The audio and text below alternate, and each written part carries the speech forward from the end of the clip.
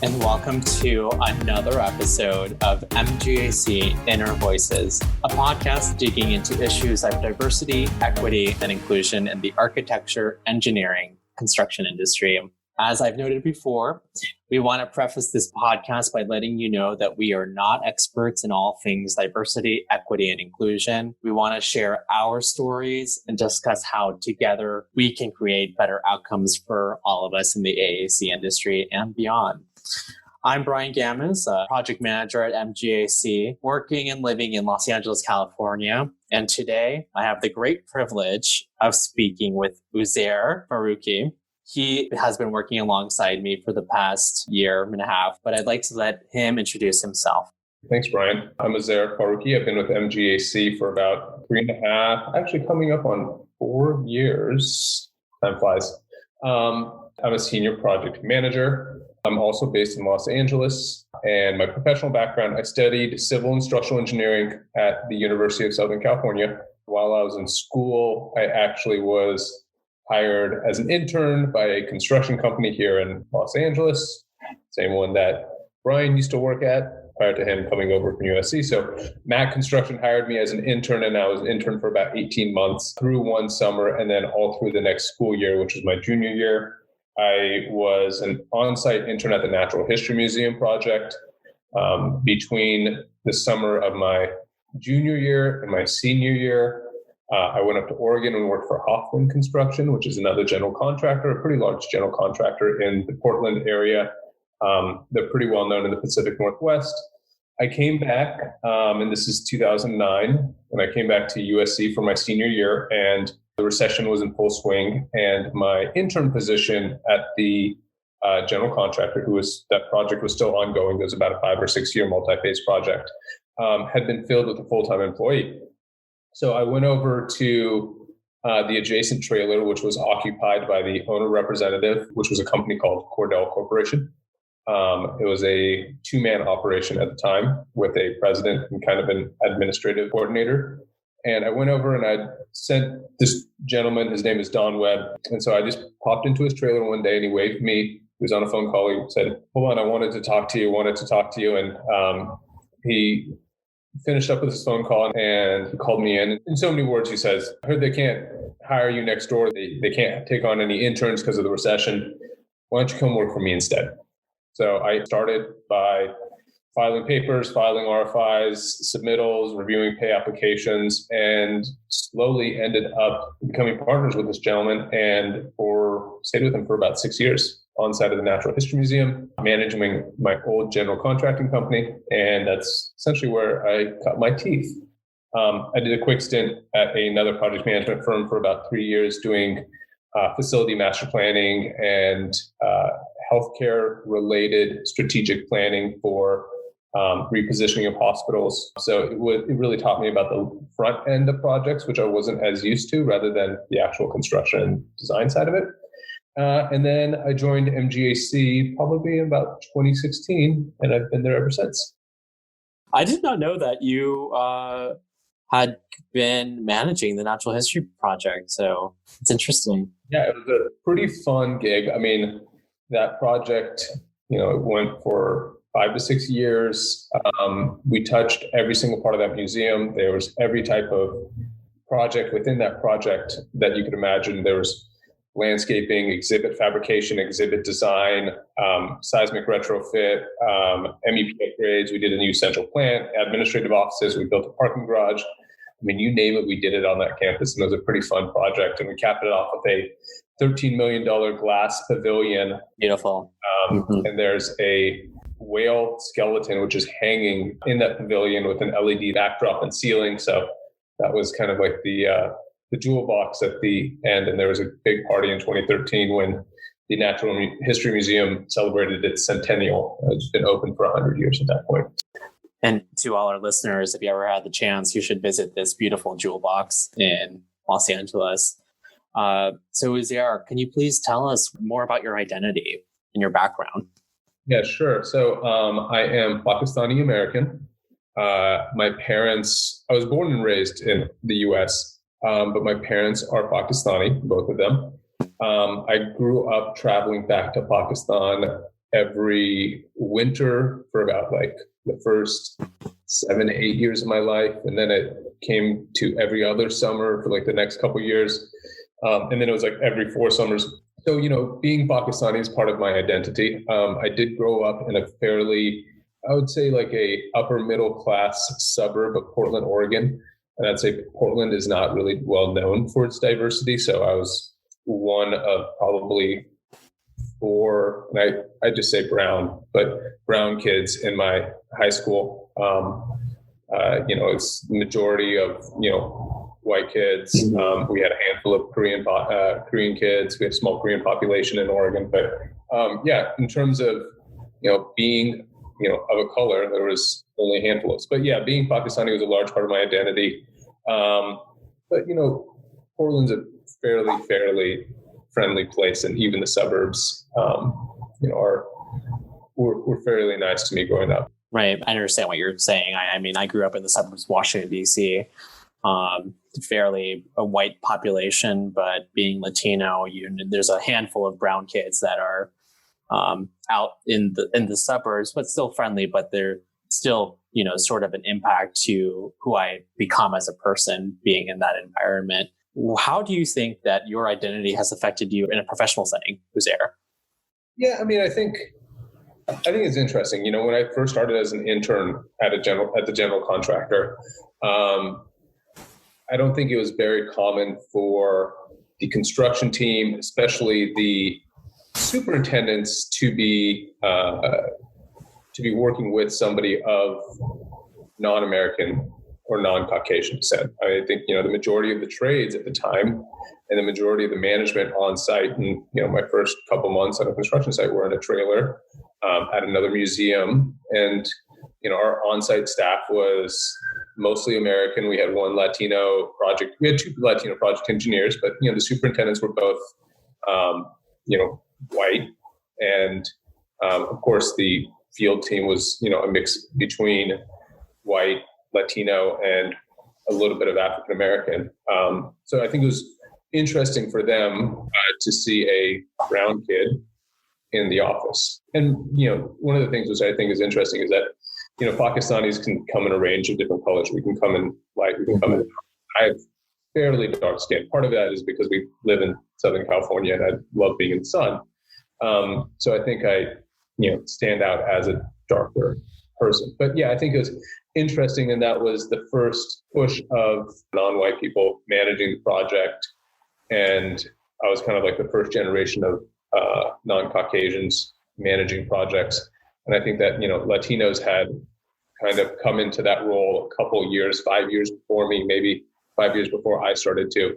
And now you see the whole industry has completely shifted, and there's people of all colors and genders and, identities in project management and being in the trailer. Yeah, I think a part of that has to be with more people pursuing careers in the industry. And I have to agree with you that there are more handful of people of color in the industry, but I still think that we have a long ways to go in terms of diversity in this industry in and of itself. And I think, part of the reason why the shift hadn't fully taken place was, if you look at, let's just take Pakistani, Indian, Asian Americans, for example, into, they typically immigrated, and they're, we're usually first or second generation. So our parents typically come with a technical background, or a lot of us have technical backgrounds. For instance, like there's a lot of engineers who are Pakistani, or there's a lot of Asian American engineers. And as a result, they stayed in their engineering field. I was raised, and then this is just a fun anecdote, both my grandfathers were civil engineer. My dad was an industrial systems and mechanical engineer, and I studied civil engineering. So I was raised and had kind of an engineering background, always, a little bit of engineering influence is always going on. But when I went to school, I was accepted and pushed into other paths other than being a designer, being a civil and structural engineer, being a MEP designer. And so I think that shift in the generation with, you have a little bit of technical background, your parents had some sort of technical job, or had some sort of technical skill, and that gave me the option that I could go into the design side, or I could also go into the project management side. And I think that's kind of how the generation has shifted. That's so interesting, Uzair. You kind of just gave me an aha moment just for myself. Thinking back to your point that first generation Indian Americans or Pakistani Americans, they have that more technical background. But now as we're approaching, younger generations having that eye for design, there's always a traditional sense that you have to commit to a traditional role. But I like that you're speaking about this, pursuing this other path that you might have not taken. Yeah, I think it's easy to take somebody who's 35 years old, who's lived in India or Pakistan or Asia their whole life, and they immigrate to the US and say, yeah, we'll put you in a position where you're working in a very technical, single function kind of role. Not saying that there aren't people who broke out of that role. I mean, there's so many amazing engineers who have flourished when they're also in that situation, and they push their boundaries aside. But I think it's not only is there this role, but then you need to start construction earlier in your life. You can't really jump into it. And so I think having that technical background allowed me to slip into it and slip into the project management side. Right. Well, speaking of your background, do you think that you've ever had to adapt who you are as a person in the workplace? Have you ever seen or experienced that with other people? I've been very fortunate, and I totally understand that. Being Asian American, being Pakistani American, actually comes with a bit of privilege. And having studied engineering and being able to say that and let people understand that that's where you're coming from, and that's what your background is, actually gives you a little bit of a boost up. And people sometimes think I'm smarter than I am. Just based on what their presumptions about me and my background are. So I think that's not really hurt me too much. I'm very fortunate. I've never experienced discrimination in the workplace, with my clients, with contractors, with architects. I think that's also part of the factor of doing the majority of my work in Southern California, where it's a very accepting geographic location. You're right. I think we do live in a part of the nation that is exceptionally diverse in terms of the cultures here, and that allows us to flourish. I mean, I think it's allowed me to flourish.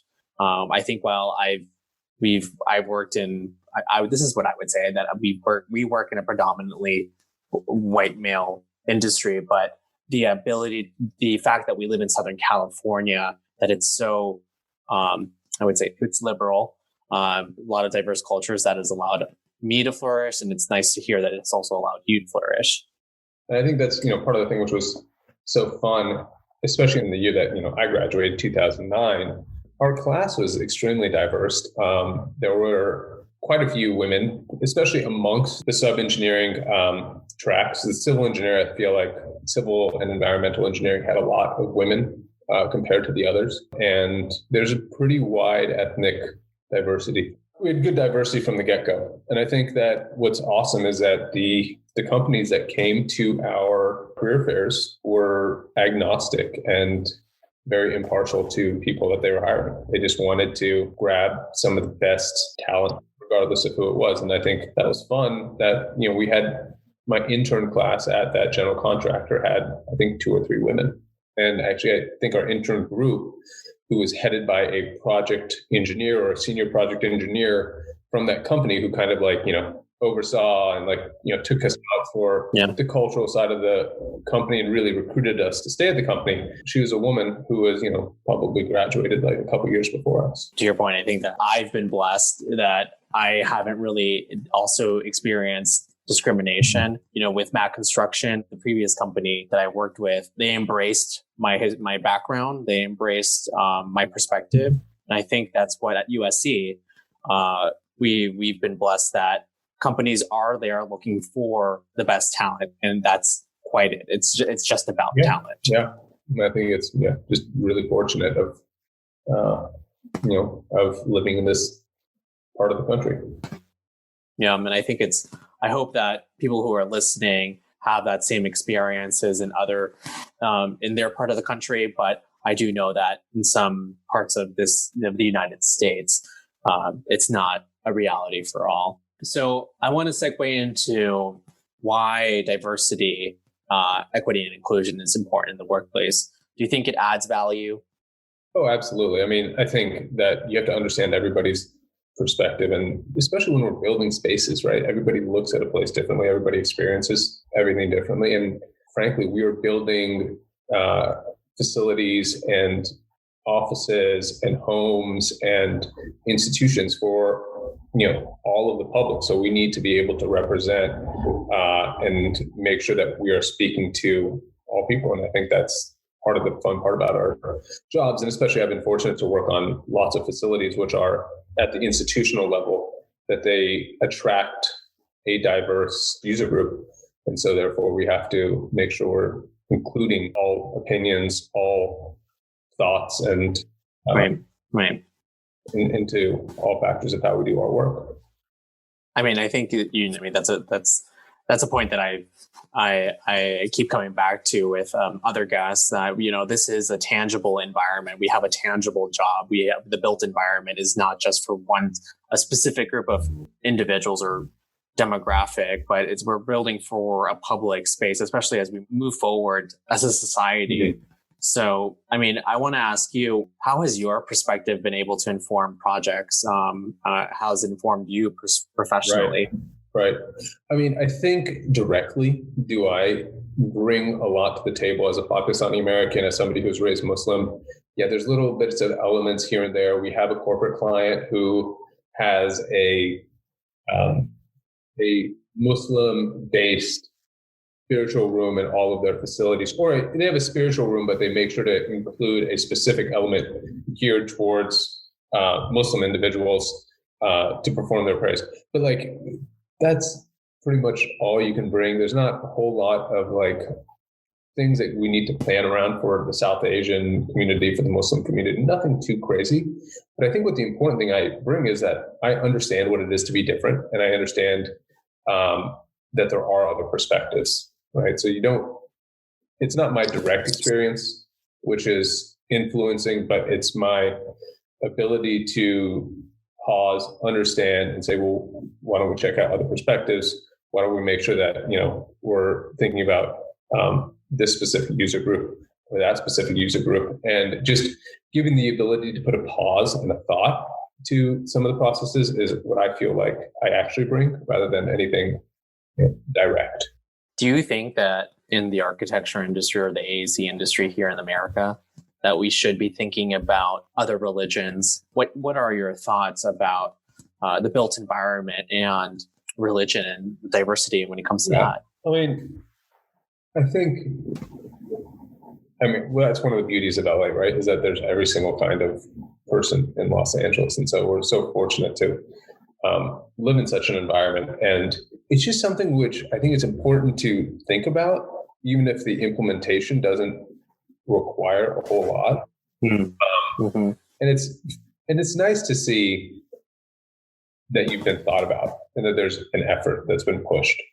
And so it's great. So I think it's just, that level of, okay, we maybe there isn't anything specific we need to know, but if there's a nod or an understanding or something which you can see through the work, I think that makes people feel like they're heard, they're seen. That touches upon questions about where you see the AEC industry in 10 years' time. That idea of, what will spaces look like in 10 years with a more diverse group of people at the helm of projects? So, yeah, I know that's a really, really interesting question. And luckily, I'm not an architect, so I don't have to think about how to include. But we are owners' representatives, though, Uzair. Think about it. I don't actually have to think about it myself and plan for it.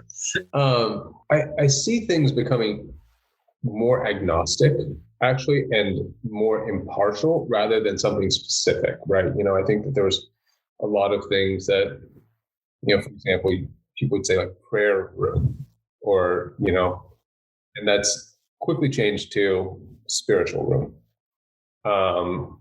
You're talking about restrooms and how to set that up so everybody is comfortable. There's client of ours who has a male and female locker room, and how do we try to do that? And so I think bringing in that agnostic added piece to the project, or basically saying, I'm not saying that we need to do away with gendered restrooms or anything like that, but I think it's normalizing things, normalizing that the fact that there's single stall restrooms throughout a building, or adjacent to every single one, and it doesn't need to be labeled as such for any specific purpose. Normalizing that there is a quiet room and you can go and choose to do whatever you want in that quiet room, which helps you get in touch with yourself or relax or find your moment. Mm-hmm. But I think instead of moving to specificity, I think it's moving to inclusion. Absolutely. I was going to say, I think that it's moving towards more inclusivity. Yeah. The nomenclature of these spaces, it should open the door for the inclusion of people who don't identify with what, the traditional sense of a male or a female restroom. As a cisgender gay male, I think about my counterparts here in the LGBTQ community who may see a male restroom, but not feel comfortable going into something that's labeled as such. I think in 10 years' time, I hope that how we converse now is going to be the way program is set in architectural spaces and whatnot. Absolutely. Yeah. I definitely think the more you talk about it, the more it's there, the quicker it becomes normalized. And I think it's awesome that, some of our clients who have those amenities, such as a gym, such as a changing room, such as, that they are providing, additional spaces for, someone who doesn't want to use the male restroom or the female restroom, and is providing the same type of space for anyone to use. Yeah. I think having even just making that effort in the design process is even momentous. It's creating a world of change for everyone. And it's a cost decision, right? Do we want to have the single occupancies or do we not? And there's now they just go in, and it's great to have clients who do that kind of thing. You're absolutely right. That's a great point, Uzair. I want to segue into clients and industry as a whole. So as project managers, part of our job is to help advise clients, developing the project teams and creating more equitable spaces, as we've just discussed. What are some ways that our AAC industry can impact change through our work?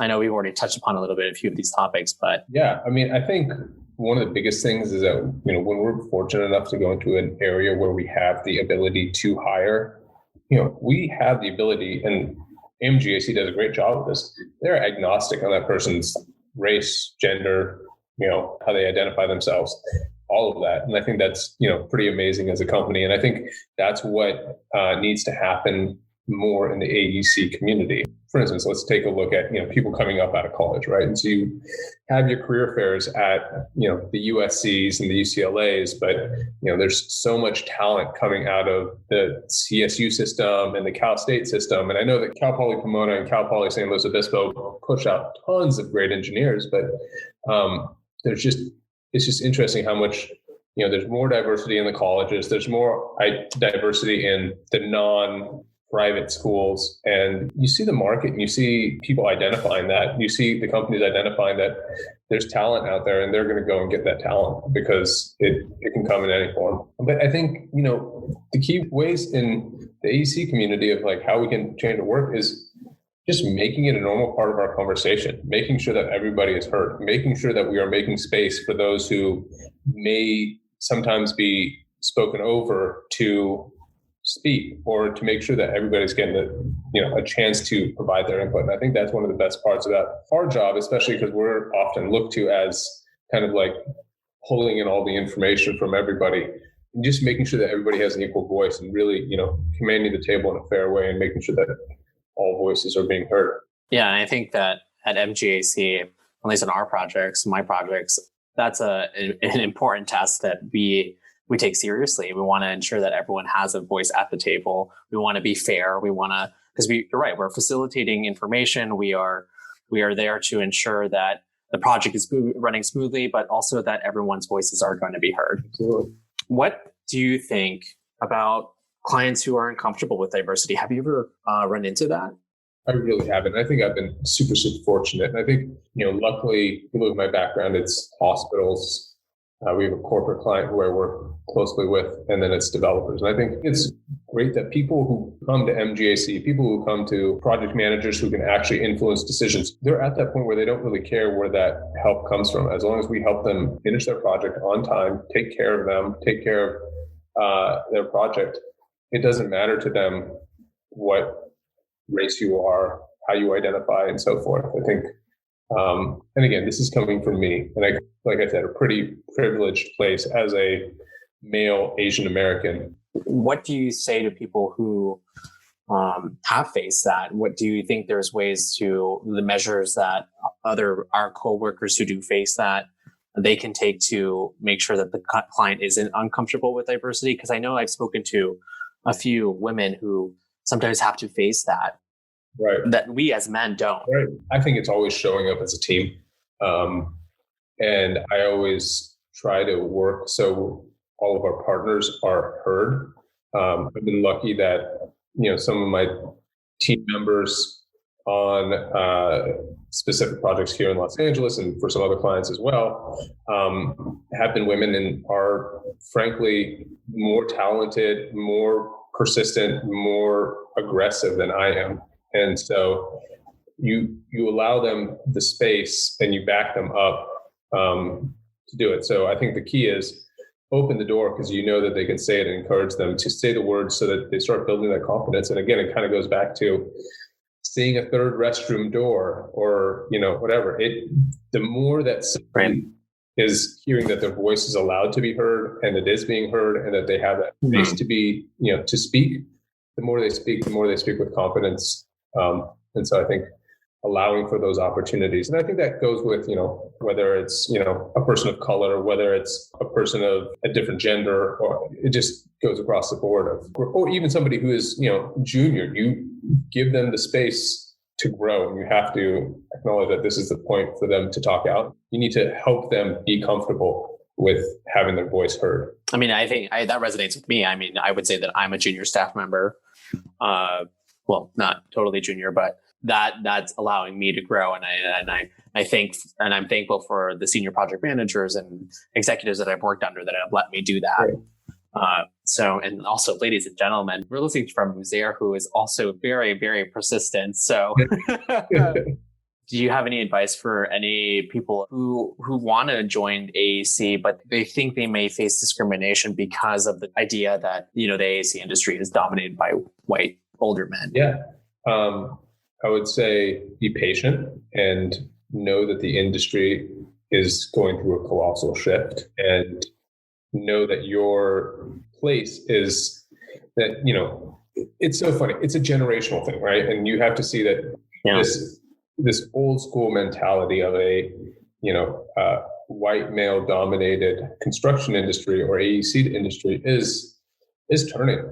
And so what would I say to somebody who feels that they're of a minority? I'd say come join it, come get in there, because your voice is heard amongst your, it might not be at the top generation, but I'd say people who are in their 30s, in their 40s now, even, and that's the other thing, is that the construction AEC industry is like super adaptable. We've had to adapt all over the place. And so I wouldn't even say that there's this stigma anymore, that, I think that people are realizing that their junior team members and people coming up now and people who are in the industry are, not of the same race and gender of who they used to be. And that's who they have to work with. And I think they adapt. I mean, I think people think that we're a little stiff and, old school, but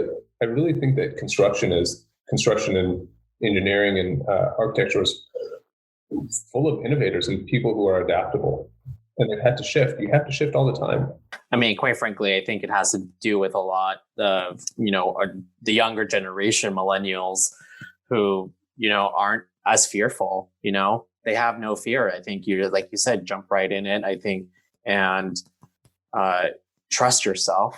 have confidence in yourself, and you're going to continue pushing boundaries, pushing yourself to the limits. And I mean, both of us can speak from experience, right, Uzair? I mean, I speak from, I thought I was fearful going into construction and I unfortunately had some experiences where,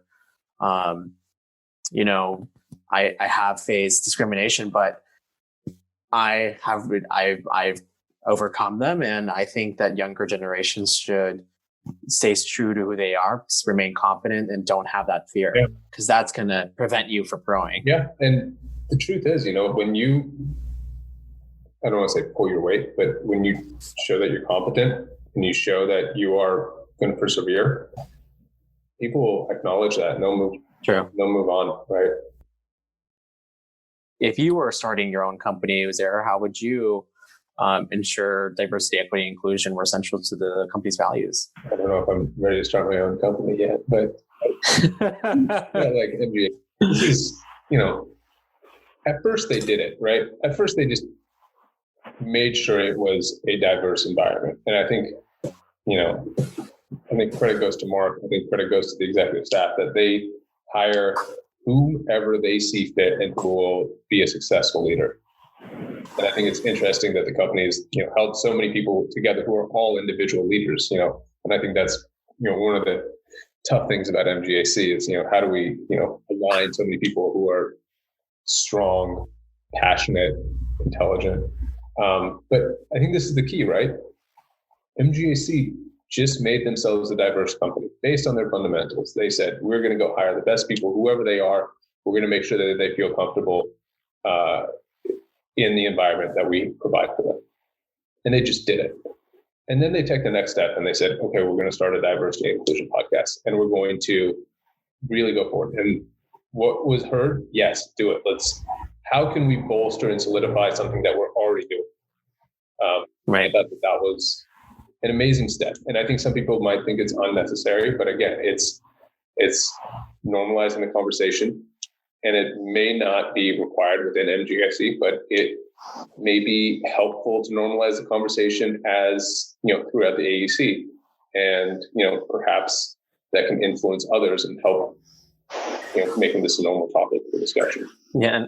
And I mean, I would say that, I do think that MGAC is taking all the proper steps or the necessary steps to highlight diversity and equity and inclusion by hiring more diverse groups of people, and they're taking those steps. But I also would like to see, and this is coming from me personally, Uzair, at the executive level, people who are who identify as either with a minority group. For me, it would be an LGBTQ female, male. It could be for a previous guest, it could be a black female, black male, because those are what leaves lasting impacts to younger generations. I know for myself, I've never seen an LGBTQ executive in our roles. Right. So that leaves a lasting impression. Now, there are a few on the architecture side that I can immediately think of, actually. And I think that's great. I think that's great that the conversation is stretching into the other sectors. So then this is a tough question. How can you, at least I think so, how can you increase diversity and representation while avoiding tokenization? Oh, that is tough. I think one of the keys is that you have to focus on changing yourself internally and battling your own internal biases that you may have, whether they're intentional or unintentional. And most of the time they're unintentional biases, and making sure that you're approaching your situation and, realizing that you may live in this place of your inherent biases. You start to acknowledge that you have your intentional, unintentional biases, and you work to combat those and really put yourself in an agnostic position. I think that goes external, and that's avoiding tokenization, right? You're just looking at everything in as much of a unbiased field as you can. Yeah. It's not something external, it's something you have to do internally. That's absolutely I struggled with that question because I thought to myself, how do how do you avoid tokenization? And I've never really been asked that question, but I was thinking it all really, for me at least, it was about intention. You have to, the intention behind diversity and representation has to come from a good place, not just to, like a previous guest has said, quote, meeting quotas and whatnot. And it's true. You should not put someone in a position because of a quota or a number. It's not because it's not a statistic. Right. And let's go to different career fairs. We don't have to go to the USCs and the UCLAs. We don't have to even go to the Cal Polys. Let's go to the CSUs. Let's go to, let's go to community colleges. Let's go fund. Right. Let's go, where we can to see where we can find everybody. And I think that's an external effort which you can make, because I bet you're going to find some very talented people out there.